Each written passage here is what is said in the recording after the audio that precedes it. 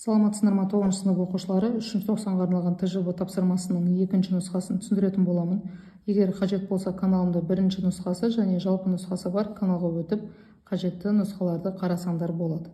Бірінші тапсырма: үшбұрышқа іштей сызылған шеңбердің радиусы 24-ке тең, үшбұрыштың ауданы 1152-ге тең. Осы үшбұрыштың периметрін табыңыз. Оқушылар, периметр табу үшін үшбұрышқа іштей сызылған шеңбердің радиусын табу формуласын қолданамыз. Яғни периметр тең болады 2 еселенген аудан, яғни ауданды 2 көбейтіп радиусқа бөлеміз. Сонда 2-ні көбейтеміз 1152-ге, бөлеміз 24-ке. 2-ні 1152-ге көбейтетін болсақ 2304 болады, оны 24-ке бөлетін болсақ 96 болады.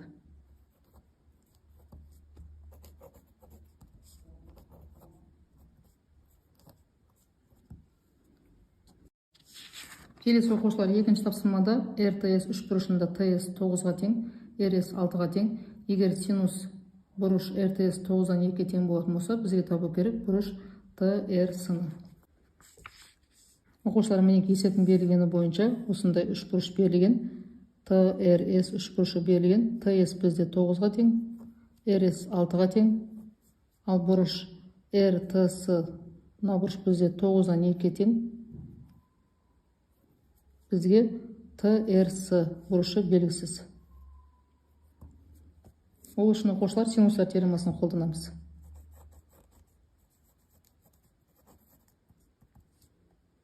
ТР жоқ оқушылар, белгілісі ТС-тің қарсы жаққан бұрышы ТРС. ТС-тің синус бұрыш ТРС-ға қатынасы тең болады РС-тің бұрышқа қатынасына.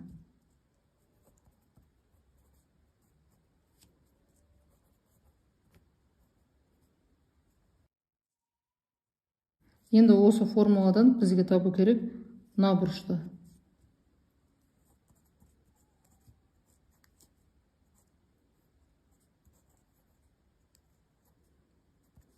Ол бұрышты табу үшін қабырға мен бұрышты көбейтеміз да РС-ке бөлеміз.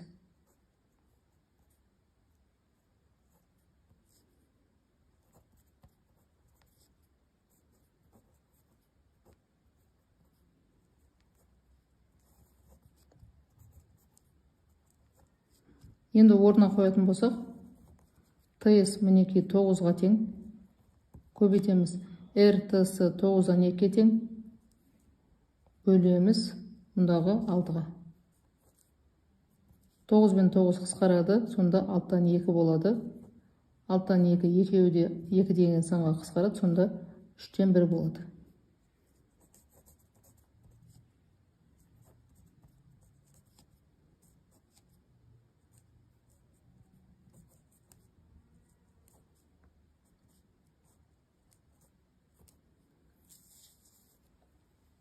Келесі оқушылар, үшінші тапсырмада АБС үшбұрышы берілген. АС 4-ге, БС 7-ге, АБ 6-ға тең.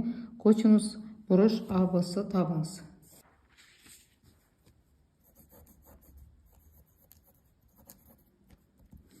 Оқушылар, бізде АС 4-ге тең екен, АБ 6-ға тең, ал БС 7-ге тең.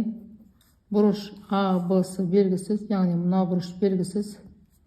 Енді осыда косинус бұрыш АБС-ны тап деп тұр ғой, біз мұнда косинустар теоремасын қолданамыз. Бұрышқа қарсы жаққан қабырғаны табу формуласын жазып алайық. АС квадрат тең болады АБ квадрат қосылған БС квадрат азайтылған 2 көбейтілген АБ көбейтілген БС көбейтілген бұрыш АБС. Мұнда косинус АБС деп жазсаңдар да болады. Енді осы формуладан бұрышты табамыз. Яғни косинус бұрыш АБС тең болады АБ квадрат қосылған бс квадрат азайтылған ас квадрат бөлінген 2 көбейтілген аб көбейтілген бс.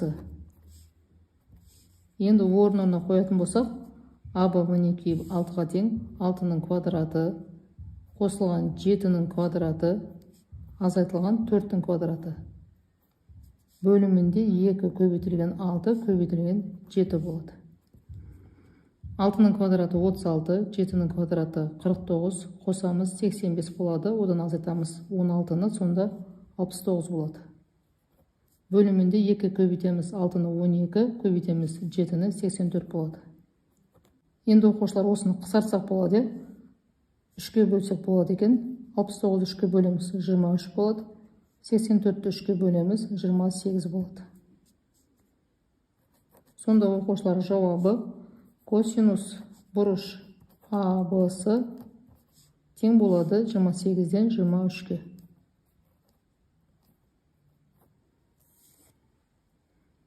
Енді оқушылар 4-ші тапсырмада LNM үшбұрышында бұрыш L 90 градус, NL 4-ке тең, LM 3-ке тең, іштей сызылған шеңбердің радиусын табыңыздар. Мінекей оқушылар өздерін көріп тұрғандай тікбұрышты үшбұрыш берілген, бұрыш L 90 градусқа тең, NL бізде 4-ке тең, ал LM 3-ке тең.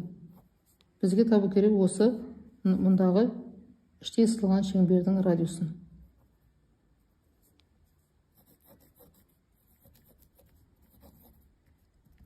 Іштей сызылған шеңбердің радиусын табу үшін мынау сыртындағы үшбұрыштың ауданын бөлеміз периметріне, яғни жарты периметріне бөлеміз. Енді ауданын табу үшін өздерін көріп тұрғандай тікбұрышты үшбұрыш болып тұр екен. Тікбұрышты үшбұрыштың ауданын табу үшін 2-ден 1-ді көбейтеміз табаны мен осы табанына түсірілген биіктікке. Мінекей мұнда табаны LM, мұнда жазайық. Үшбұрыш LNM-нің ауданын табу үшін 2-ден 1-ді көбейтеміз LM-ге, көбейтеміз NL-ге.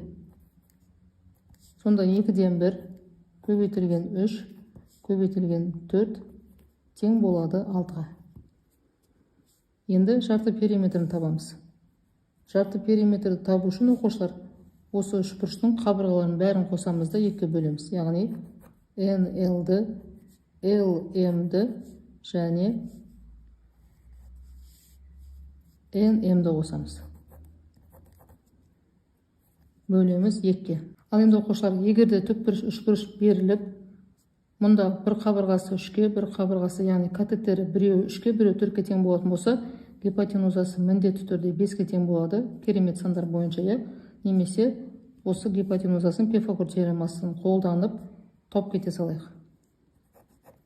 Яғни NM тең болады Пифагор теоремасы бойынша, мына гипотенузасы болып тұр ғой, катеттерін квадраттап қосып түбірасынан шығарамыз.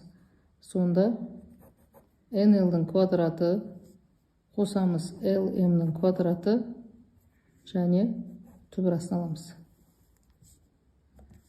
Яғни NL бізде 4-ке тең, квадраттаймыз, LM 3-ке тең, квадраттаймыз, түбірасын аламыз.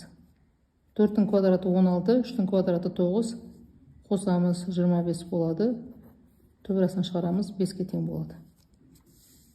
Ал енді жарты периметрін есептейміз. Жарты периметрі, мінекей мына формула бойынша 6-ға қосамыз, 6 емес 4-те, 5 деп тұрлай салайық. 5-ке қосамыз 4-ті, қосамыз 3-ті, барлық қабырғаларын қосып 2-ке бөлеміз. Сонда 9, 12, 2-ке бөлеміз 6 болады. Енді радиусын табатын болсақ, жаңа бірінші мұнда жаздық, мінекей ауданды периметрге, яғни жарты периметрге бөлеміз. 6-ны 6-ға бөлеміз, тең болады 1-ге.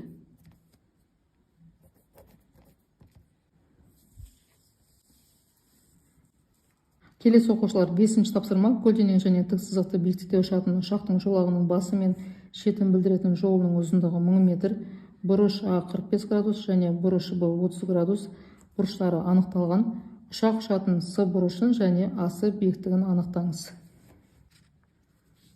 Мінекей оқушылар, есептің берілгені бойынша АБ бізде 1000 метрге тең. Бұрыш А 45 градус. Бұрыш Б 30 градус. Бізге табу керек мынау С бұрышын және асы қабырғасын.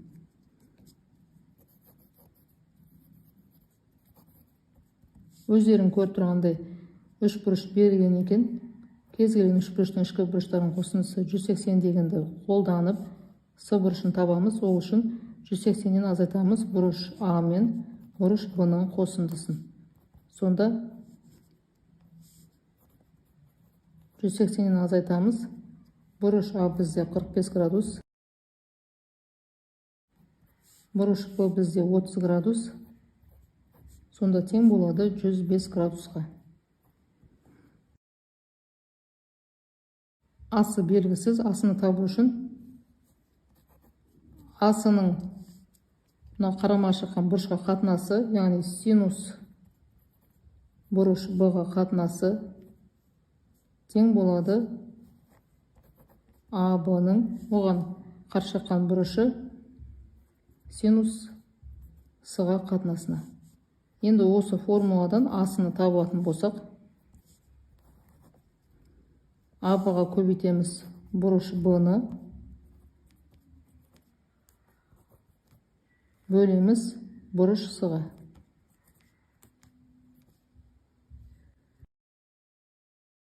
Жаңадан бастап жазайық. Асы тең болады. Орнына қоятын болсақ, АБ бізде 1000-ға тең. Көбейтеміз бұрыш Б 30 градусқа тең. Ал бұрыш С жаңа таптық 105 градусқа тең.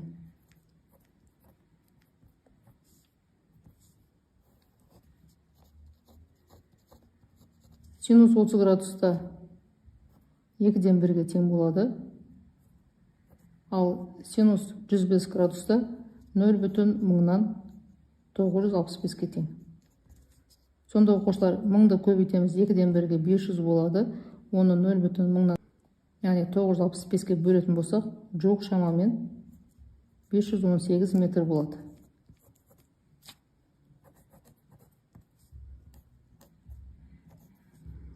Сонда оқушылар асы қабырғасы, яғни мұндағы асы биіктігі 518 метр,